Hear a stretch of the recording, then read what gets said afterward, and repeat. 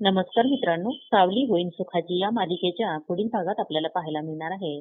जयाच्या गळ्यात काहीच नाही बघून गौरी म्हणते, जयाताई तुमचा गळा रिकामा दिसतोय.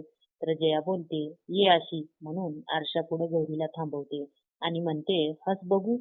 तर गौरी हसते, हा बघ लाख मोलाचा दागिना, हा खरा जपायचा. तर गौरी रडायला लागते.